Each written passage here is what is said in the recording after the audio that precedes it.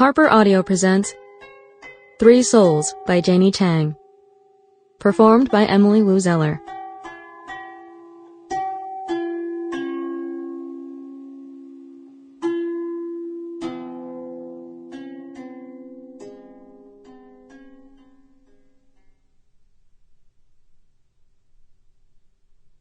Part 1. Pinghu, January 1935. We have three souls, or so I'd been told. But only in death could I confirm this. The moment the priest spoke the last prayer and sealed my coffin, I awoke, and floated upward in a slow drift of incense smoke, until I could travel no farther. I settled in the rafters of the small temple, a sleepy wraith perched in the roof beams. I had knowledge, but no memory. My first thoughts were confused, for clearly this was the real world. But surely I no longer belonged here.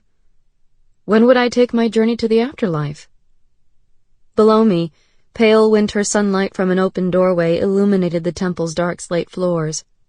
Men and women in white robes crouched in front of an altar stained by decades of burning incense sticks. Noise assailed me from all directions. The tapping of woodblock instruments, the wailing of paid mourners, the chanting of acolytes.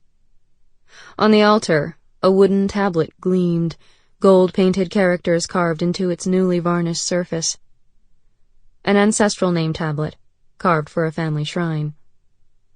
Song Leiyin, beloved wife, dutiful daughter. I recognized that name.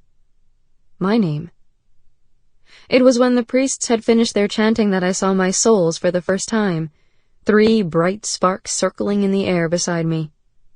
They were small, shining, and red as embers, but I knew that to the living they were as invisible as motes of dust. One of the sparks floated in a lazy arc to rest atop the varnished tablet. A delicate rustling at the back of my mind said this was my young soul. I could feel its presence, stern and uncompromising. My yin soul wafted down to settle on the coffin, a careless, almost impudent movement. My hun soul stayed beside me, watchful as a cat in a strange neighborhood. I turned to my hun soul, a question forming in my still sleepy mind, when a small pale face in the crowd below caught my eye. A little girl in mourning robes of white ribbons woven through her braids. She knelt behind a man bent so low with weeping his forehead touched the slate floor. The girl shuffled on her knees, and the elderly woman beside her put a warning hand on her back. Obediently the little girl stooped down again, her expression blank, but for the slightest quiver of her lips. Her dark eyes were dull and rimmed with red. They should have been bright, alive with curiosity. How did I know that about her eyes? Memory flickered, and I recognized the little girl. My daughter, Leiyin. She was so still, so silent. I snapped into wakefulness, and in the next moment I was beside her on the slate, my arms around her thin shoulders. Mama is here, my precious girl. I'm still with you. But I couldn't feel her. I drew back, suddenly cautious.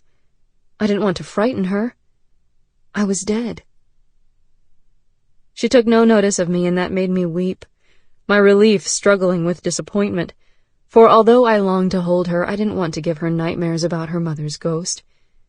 I stayed kneeling beside her, whispering all the pet names I used to call her. Small bird, sesame seed, my only heart. I hoped for a tiny gap between our worlds, a crack that would allow my comforting thoughts to reach her even if words could not. She was only 6, so young to be motherless. Who would listen to her chant her times tables now, and rub her cold hands on winter days? Who would arrange a marriage for her and teach her how to embroider cloth slippers as gifts for her husband's family? A restless, elusive tugging sensation told me I didn't belong in this world, but I vowed to resist for as long as possible. If there was any way I could take care of my child, even if I couldn't be seen or felt or heard, I wouldn't abandon her until it became impossible for me to stay. Borne aloft on the sturdy shoulder. Sample complete. Ready to continue?